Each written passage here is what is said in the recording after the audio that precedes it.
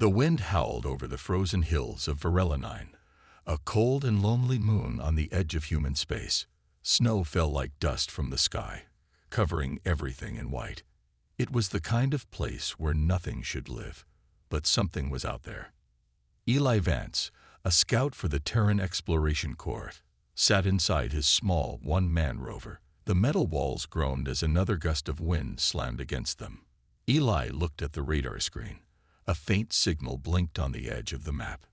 It wasn't human. It wasn't even registered. It was unknown. "That's strange," Eli whispered to himself. The signal pulsed slowly like a heartbeat. It was weak but steady, coming from the northern ridge, where the snow was thickest and the cliffs sharp like broken glass. Eli adjusted his gloves and leaned forward. "Computer, record new target. Unknown signal. Coordinates marked." A soft beep confirmed the log. He checked his oxygen levels. Enough for a few hours. He grabbed his thermal jacket, pulled on his helmet, and stepped out into the storm. It took him over an hour to climb the icy slope. The wind never stopped. Each step was a fight. The signal grew stronger the closer he got. It led him to a narrow crack in the side of a tall cliff, almost hidden by snow. Eli scanned it with his visor. Heat signature detected. Life form inside. Eli blinked. Life? Out here. Carefully, he slipped into the crevice, boots crunching on hard snow. The walls of the crack were smooth stone. Then it opened into a shallow cave, the entrance just wide enough for a person to walk through. Inside, the cold was not as sharp. There was a faint blue light glowing from the back of the cave. And then he saw her. She was sitting near the wall, her back slumped, arms wrapped tightly around two small figures. Her skin was a pale silver blue, and her large eyes shimmered with fear and exhaustion. Two small children, or what looked like children, huddled close to her. Their tiny chests moved up and down, weak but breathing. The woman looked up. Her lips trembled. She spoke slowly, her voice dry and cracked. "Human, help." Eli froze. She wasn't a creature. She wasn't a monster. She was a mother. He raised his hands to show he meant no harm. "I won't hurt you," he said gently. "Are you injured?" She nodded slowly, tears forming in the corners of her glowing eyes. "Hunters left us. No food, no medicine. I hide. I protect." She looked down at the children, pulling them closer. One of them whimpered. Eli stepped closer, kneeling in the snow. "I'm Eli. I'm human. I'm here on a scout mission." "Sorry," she whispered. "My name. Sorry. Please, save them." Eli checked her arm, bruised and swollen. She had wrapped it in a piece of cloth. It was a poor bandage, but it showed she knew how to care. The children looked malnourished, but they were alive. He opened his pack, pulling out 2 nutrition bars and a water pouch. He handed them to her. "Here, it's human food, but it's safe. For now." Sari stared at him, then took the food carefully. She broke the bars into small pieces and fed them to the children first. Only after they had eaten did she take a bite. Eli noticed the small blue fire near her feet, a weak thermal lamp made from broken tech. She had survived, somehow, alone, with 2 young ones, in this frozen wasteland. "What happened?" he asked. Sari's eyes lowered. Her voice was quiet. "My people. Chironary. Flood war.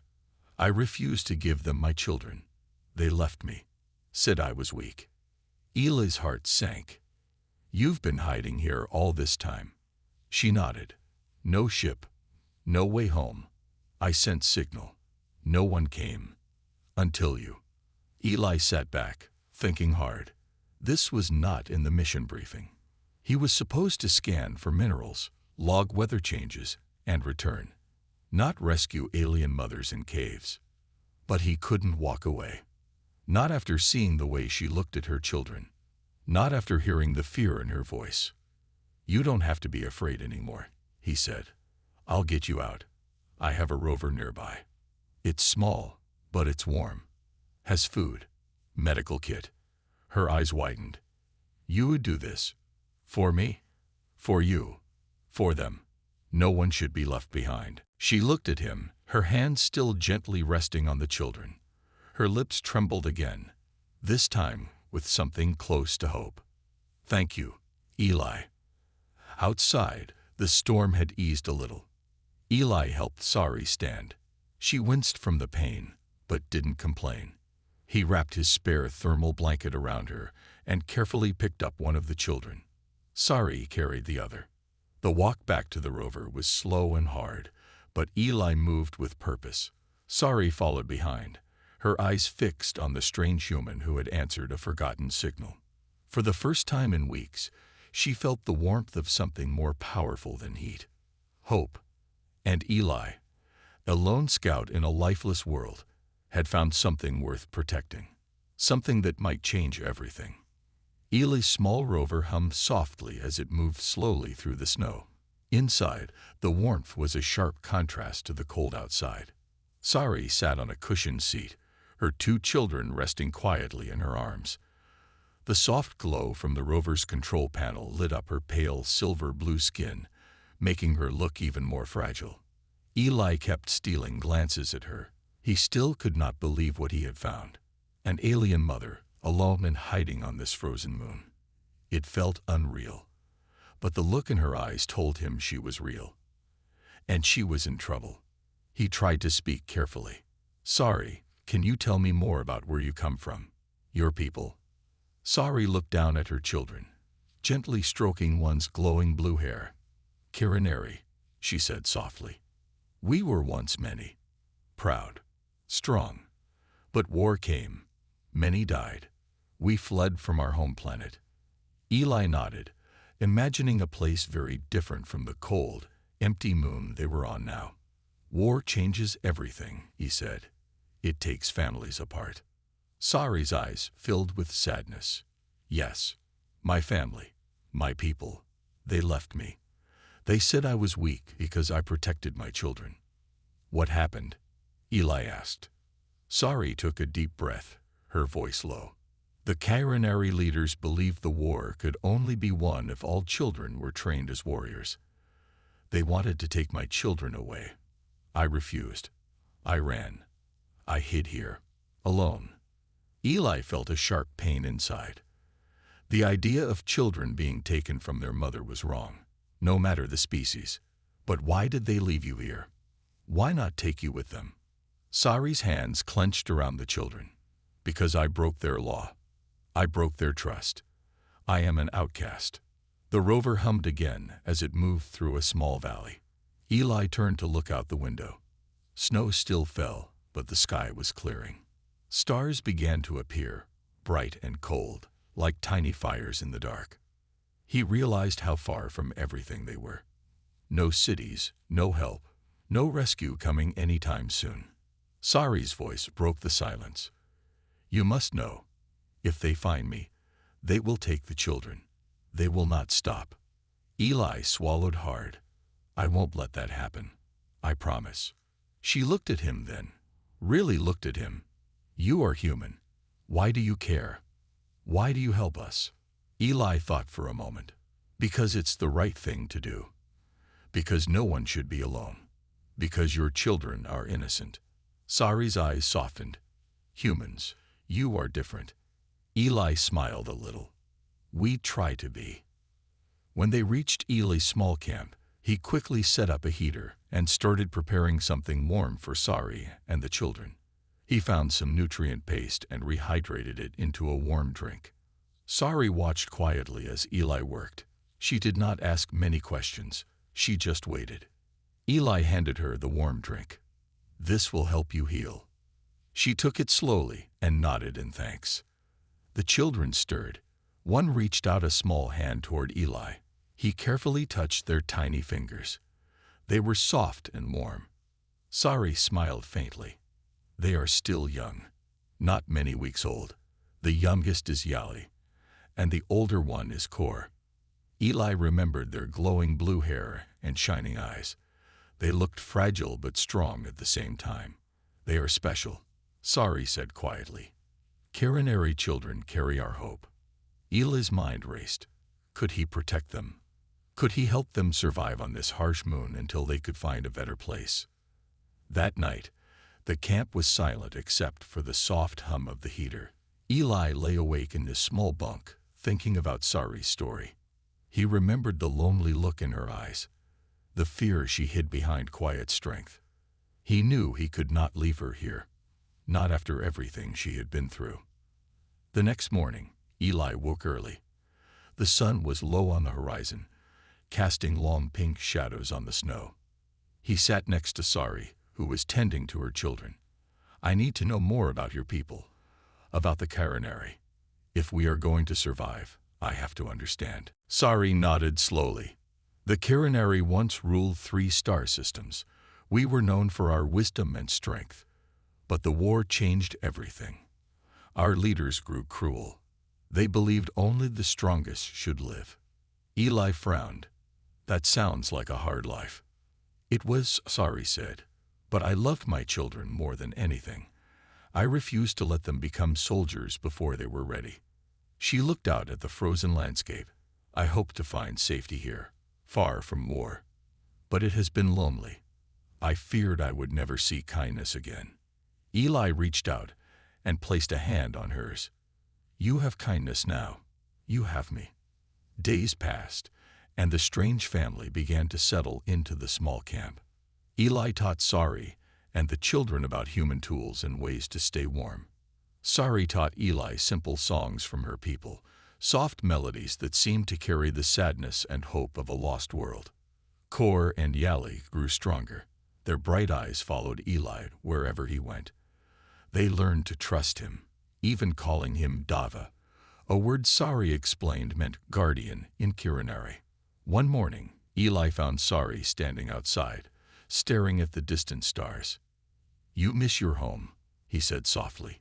She nodded. Every day. But this moon is now our home. If you stay. Eli looked at her and then at the children playing in the snow. He realized something important. This was no longer just a mission. It was a chance to protect a new kind of family. But danger was still out there. Eli could feel it. Sari's people were powerful. They would not give up easily, and the future was uncertain.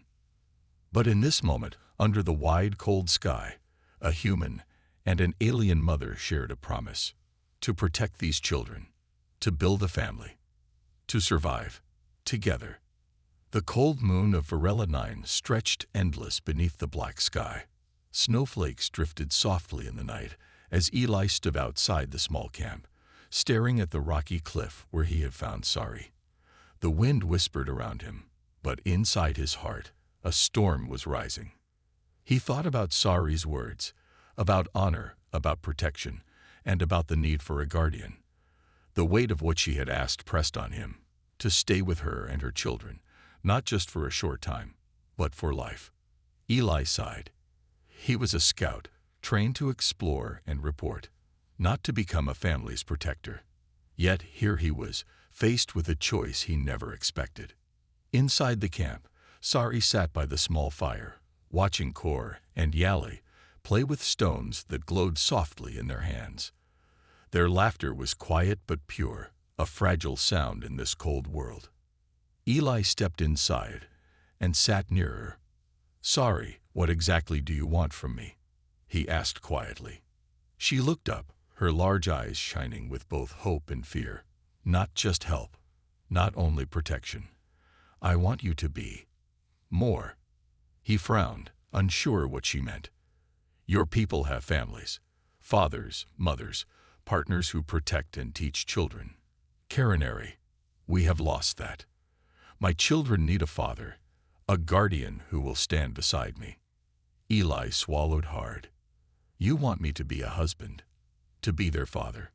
Sari nodded, not because of love alone, though it may grow, but because the children need a strong guardian, someone who will fight for them, who will never leave. Eli looked at the children playing near the fire. They were small, but their eyes were fierce and bright. He felt a deep stirring inside. a mixture of fear and determination. "I'm not from your world," he said. "I don't know your customs. I don't know how to be what you ask." Sari reached out and placed a hand on his arm. "You are human. You have strength. You have heart. That is enough." The wind howled outside as Eli and Sari sat in silence.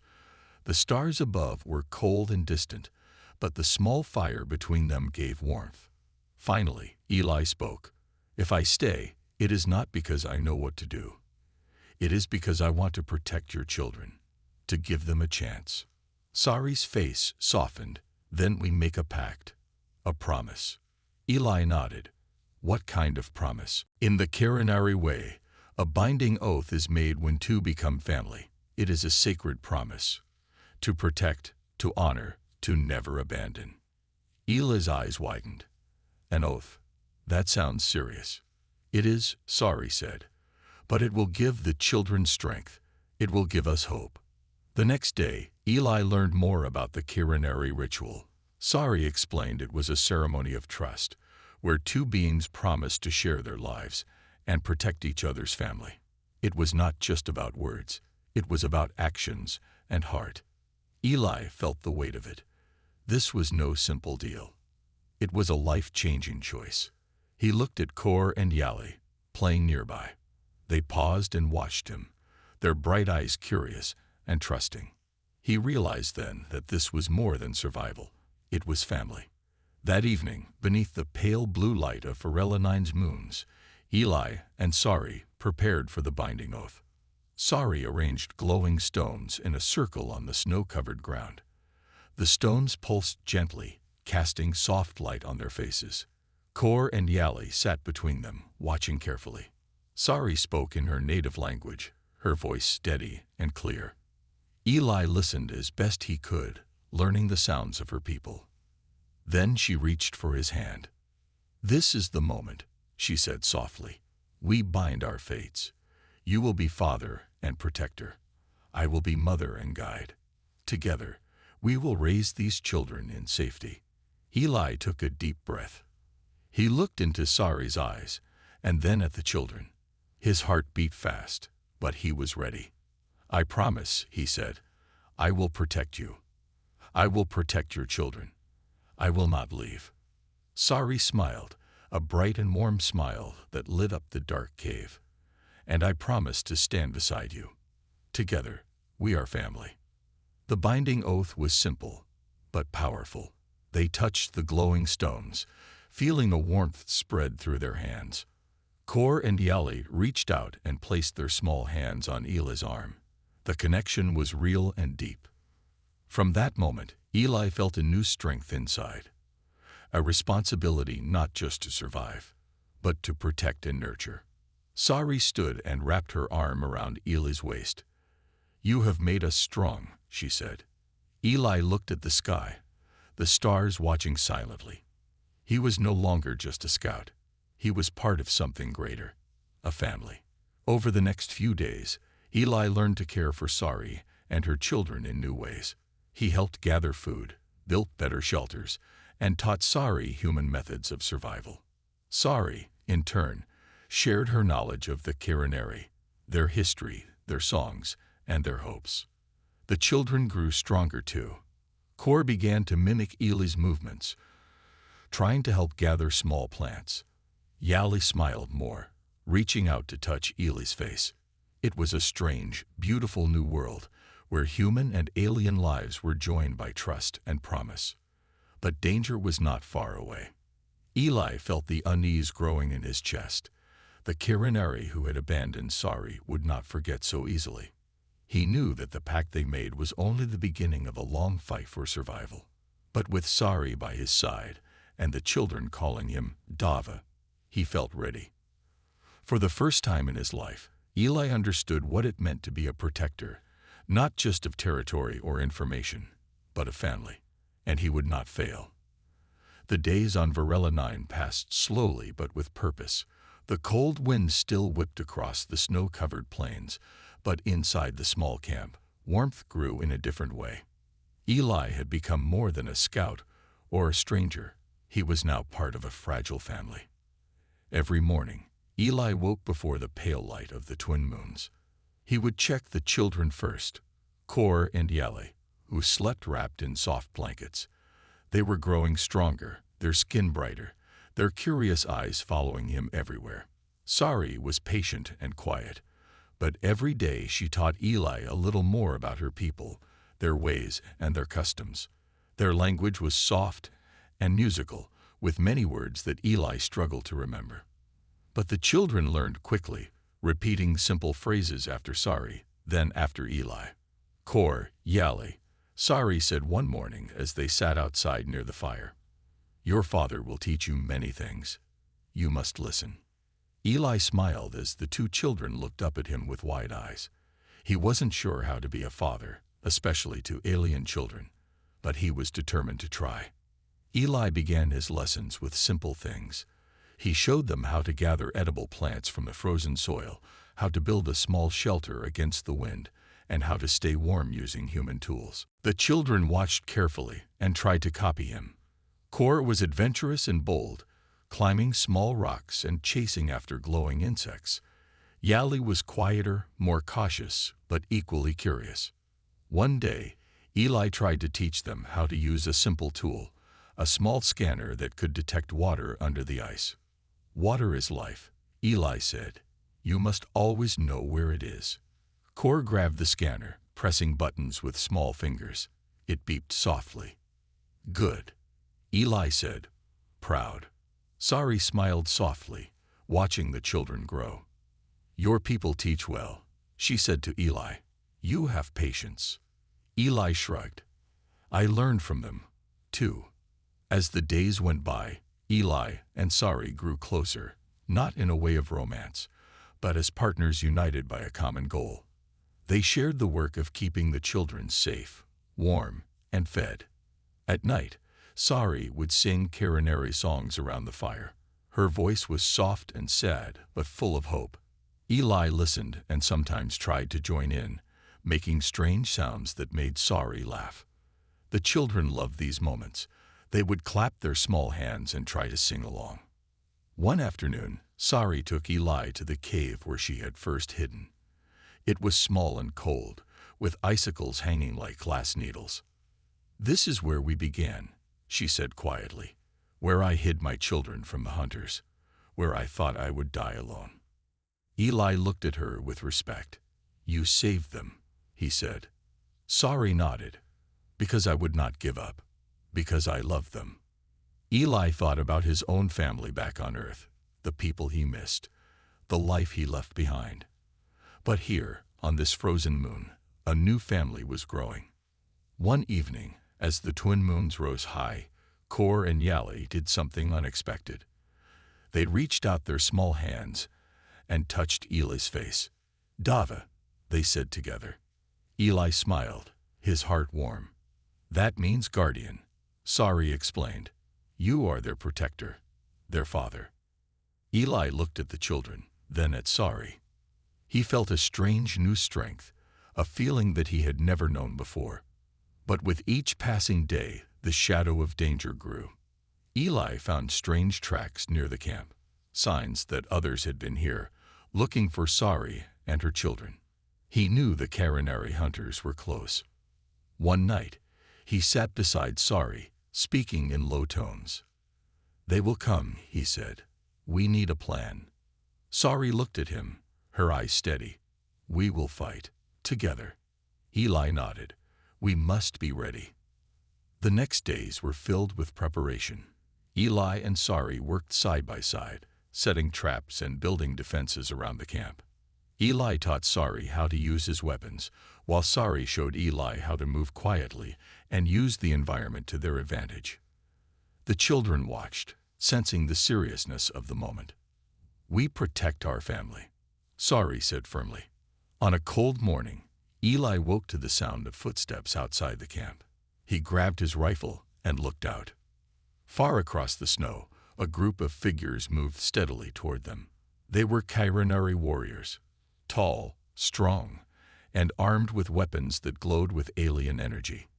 Eli's heart pounded. This was the test, the fight for their family. Sari stood beside Eli, her eyes fierce. "We do not run," she said. The children held tightly to each other, watching their guardians stand strong. Eli took a deep breath, gripping his rifle. He was no longer just a scout. He was a father, a protector, and he would defend his new family, no matter the cost. The morning sun rose pale and cold over Varela. The snow sparkled like tiny diamonds under the light of the twin moons that still lingered in the sky. Eli stood at the edge of the camp, his breath forming clouds in the chilly air. He could see the dark shapes moving steadily through the snow, a group of Kirinari warriors. Sari stood beside him, her silver-blue skin shining in the weak light. Her eyes were steady and fierce, full of determination. Behind them, Kor and Yali huddled together, their small faces serious and quiet. Eli checked his rifle one last time. His fingers were steady, but his heart beat fast. The Kirinari had come for Sari and her children. They wanted to take them away, to force them back to a world Sari had fooled. The warriors moved closer, their weapons glowing softly with strange energy. Their leader was tall and proud, wearing armor that showed the symbols of their ancient race. His eyes were cold as he looked at Sari. "You are an outcast," the leader said in a sharp voice. "Return with us. Your children belong to the Kirinari." Sari stepped forward, her voice strong. "They are my children. I will not give them to those who would make them soldiers before they are ready." The leader's face darkened. "You break our laws. You break our trust. Surrender now or face the consequences." Eli stepped forward, placing himself between Sari and the warriors. "They will not take her children," he said firmly. "Not while I stand here." The warriors looked at him, surprise clear on their faces. A human standing against the Kirinari, a race they had once feared. The leader laughed coldly. "A human, you do not belong here. Leave, and no harm will come to you." Eli shook his head. "I belong to this family now. I made a promise. I will protect them." Sari's eyes met Eli's, and for a moment, the world seemed to hold its breath. Suddenly, the air grew tense. The Kirinari warriors raised their weapons, ready to attack.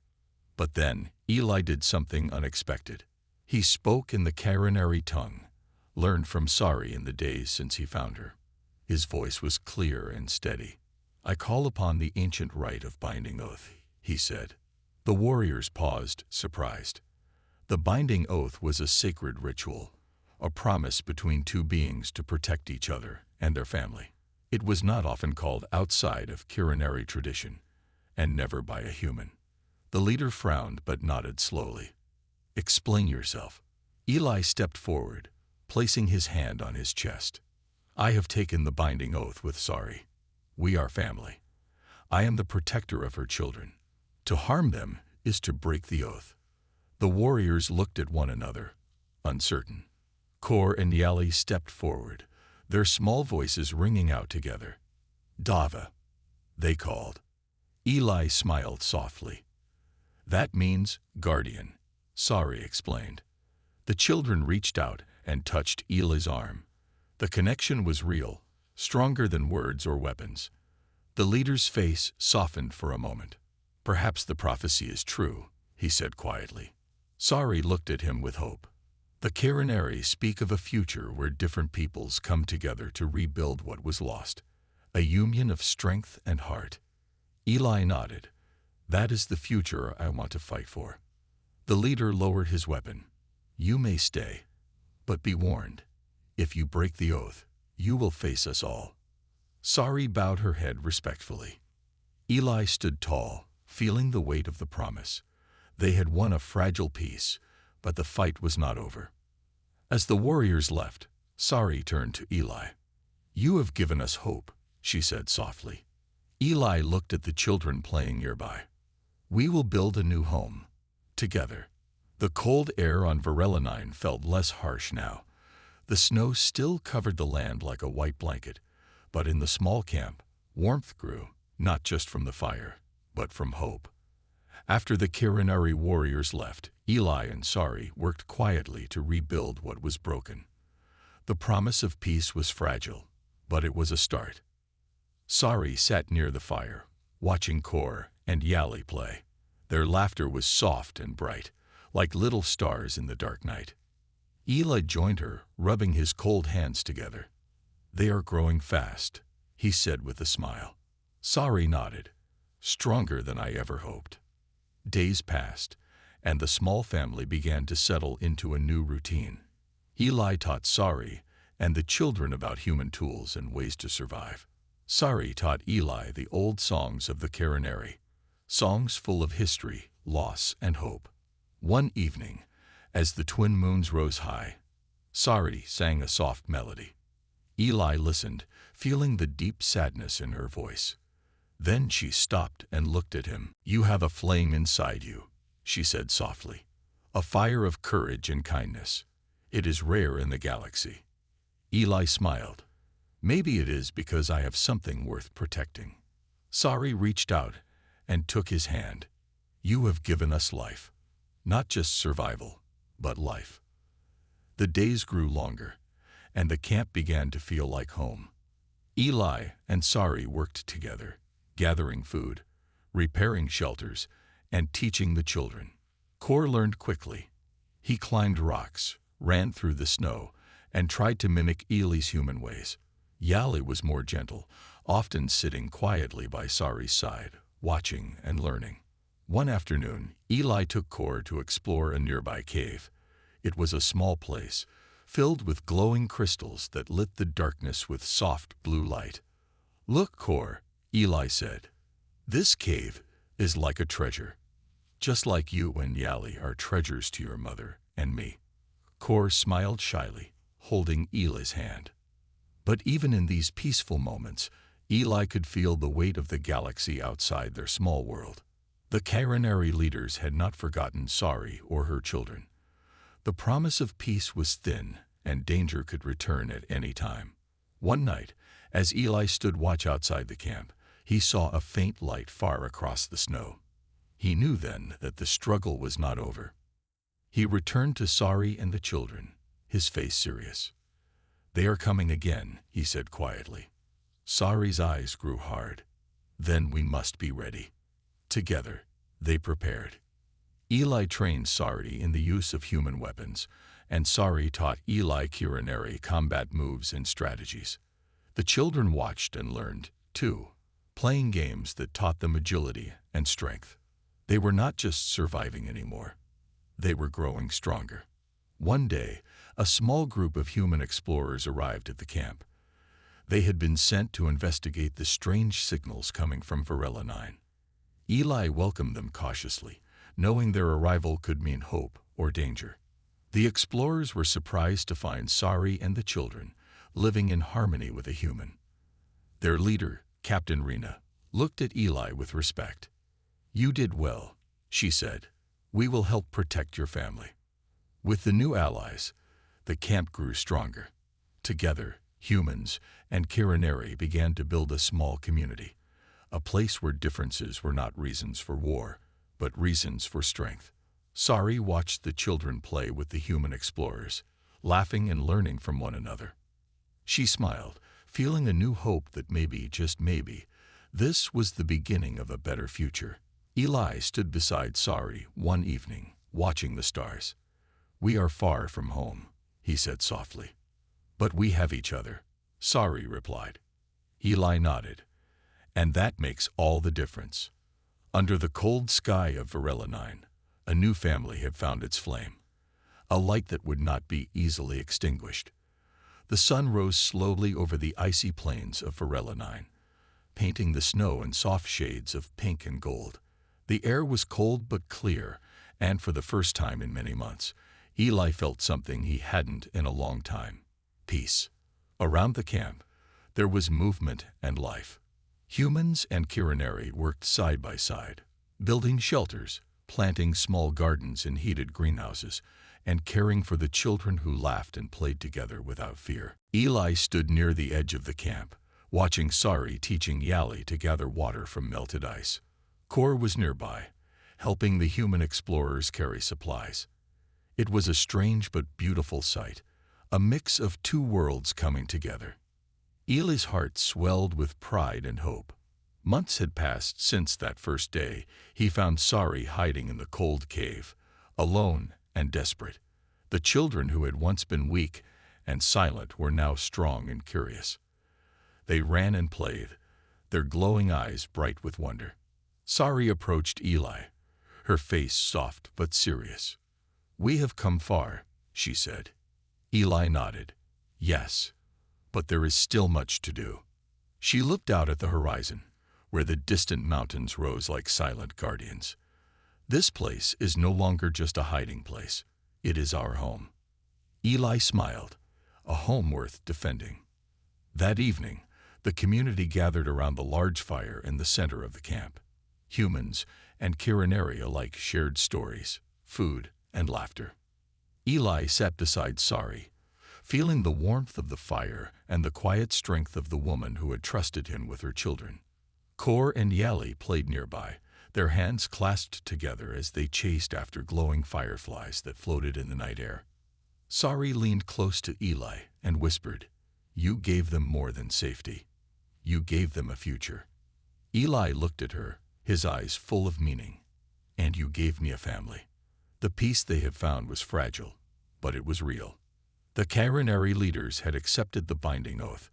They visited the camp less often, no longer demanding Sari's return. Slowly, they began to understand that strength was not just in power or bloodline, but in kindness and loyalty. Eli knew the future was still uncertain. The galaxy was a vast and sometimes dangerous place. But here, on Varela 9, something new had begun. Something powerful. One clear night, as the twin moons shone brightly, Eli stood outside the camp with Sari. The children slept inside, safe and warm. Eli took Sari's hand in his. "What do you see when you look at the stars?" Sari smiled softly. "I see hope. I see the future. I see a family."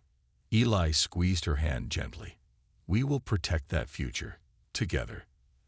As the seasons changed and the snow slowly melted in places, the small community on Varela 9 grew stronger.